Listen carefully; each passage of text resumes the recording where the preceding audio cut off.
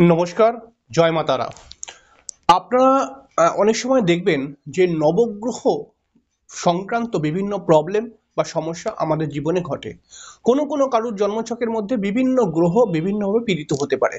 তো এর ফলে নবগ্রহ কবচ অনেকেই ধারণ করে, কিন্তু অনেকেই অর্থ অভাবে নবগ্রহ কবচ ধারণ করতে পারে না।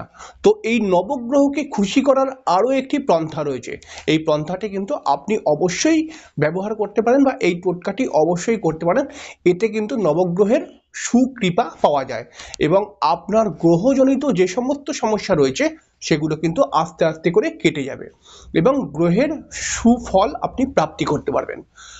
আপনি প্রথমে এর জন্য কয়েকটি সিস্টেম রয়েছে। প্রথমে আপনাকে কোনো জ্যোতিষীর কাছে যেতে হবে এবং গিয়ে আপনাকে জেনে নিতে হবে যে আপনার জন্মছকের মধ্যে কোন কোন গ্রহগুলো বেশি খারাপ।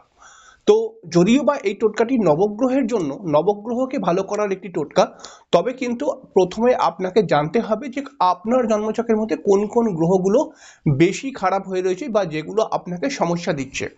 এবার আপনি সোজাসুজি একটি কাজ করবেন। একটি নিজের বাড়িতে ঠাকুরঘর নিশ্চয়ই রয়েছে, ঠাকুরঘরের মধ্যে এই ক্রিয়াটি করতে হবে এবং এই ক্রিয়াটি করতে গেলে কি করতে হবে, শুদ্ধভাবে চান টান করে পরিষ্কার পরিচ্ছন্ন হয়ে আপনাকে বসতে হবে পূর্ব দিকে মুখ করে। এবং আপনি যখন এই টোটকাটি করবেন তখন কিন্তু কারুর সঙ্গে কথা বলবেন না। এই টোটকাটি করার জন্য অবশ্যই একটা বইয়ের সহযোগিতা নিতে হবে, যেটা হচ্ছে নবগ্রহ স্তোত্রম পাঠ করার জন্য। তো এই টোটকাটি করতে গেলে পারে কি করবেন দেখুন, এই টোটকাটি করতে গেলে পারে একটি সাদা ধুতি নেবেন এবং এই সাদা ধুতির মধ্যে ধুতিটাকে আপনি নিয়ে আসবেন। নতুন ধুতি আপনি নেবেন, এই নতুন ধুতি নিতে পারেন অথবা সাদা এক টুকরো কাপড়ের টুকরোও নিয়ে নিতে পারেন। এক টুকরো কাপড় সাদা রঙের যেন হয়। এটা কিন্তু রবিবার দিনকে করতে হবে পূর্ব দিকে মুখ করে। আপনি ঠাকুরের সামনে এই কাপড়টাকে বা ধুতিটাকে রাখলেন এবং এই ধুতিটার ওপরে 7খানা কেশরের টিপ, এই 9খানা কেশরের টিপ আপনাকে দিতে হবে। অর্থাৎ বাজার থেকে একটু কেশর কিনে আনতে হবে। কেশর 50 টাকা 60 টাকার মধ্যে পাওয়া যায়। এটাকে কিনে এনে অনামিকা আঙুল দিয়ে এই কেশরের টিপ আপনাকে দিতে হবে কিন্তু এইটার ওপরে। এবং এইটার ওপরে যখন টিপগুলো লেখা দেবেন তখন প্রত্যেকটা টিপের দেওয়ার সময় এক একটি গ্রহের নাম বলবেন, যে ওং সূর্যায় নমঃ, ওং সোমায় নমঃ, ওং ভৌমায় নমঃ, ওং বুধায় নমঃ, এরকম করে একটা করে বলবেন এবং একটা করে টিপ দেবেন। টিপ দেওয়ার পরে কাপড়টাকে বা সাদা যে টুকরোটা নিয়েছেন সেটাকে হাতের মধ্যে নেবেন। নিয়ে আপনার যেই গ্রহ বেশি খারাপ সেই গ্রহের কাছে আপনি প্রার্থনা করবেন যাতে অমুক গ্রহ আমার উপর সন্তুষ্ট হন এবং আমার জীবনে যত রকম আপনার বাধা রয়েছে সেগুলো যেন আস্তে আস্তে করে কেটে যায়। এবং এটা করার পর আপনি সেই কাপড়টিকে আপনার ঠাকুর ঘরে যেখানে ঠাকুর রয়েছে সেই ঠাকুরের স্থানের মধ্যে রেখে দেবেন। রেখে দেওয়ার পর সেই কাপড়টিকে শুধুমাত্র একটা প্রদীপ দেখাবেন এবং তারপরে একটা ধূপ দেখাবেন। ধূপ দেখাবার পরে সেই কাপড়টার দিকে তাকিয়ে এবং সমস্ত গ্রহদের কাছে নিজের মনের মনস্কামনা জানাবেন যে কি কারণে আপনি এই ক্রিয়াটি করছেন, যাতে সমস্ত গ্রহরা আপনাকে খুব একটা খারাপ ফল না দেয়। এবং তারপরে আপনি নবগ্রহ স্তোত্রম পাঠ করবেন এদের এই কাপড়টির সামনে।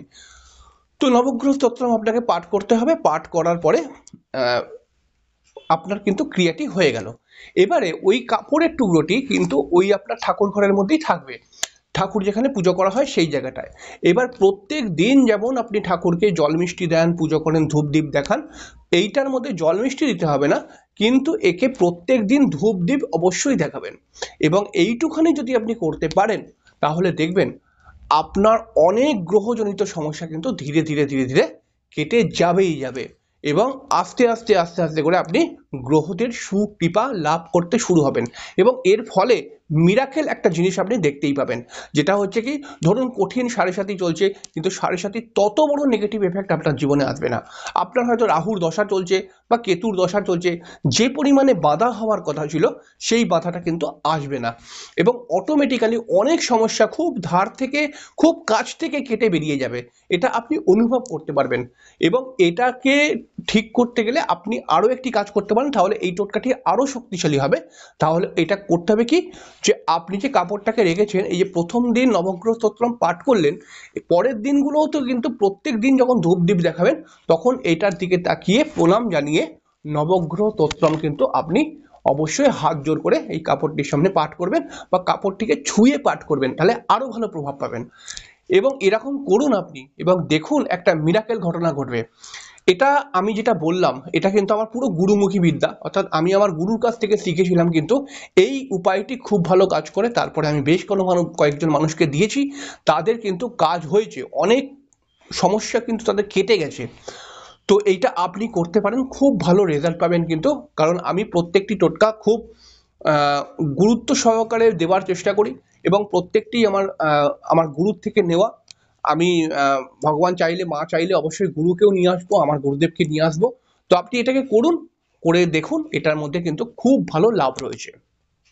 নমস্কার।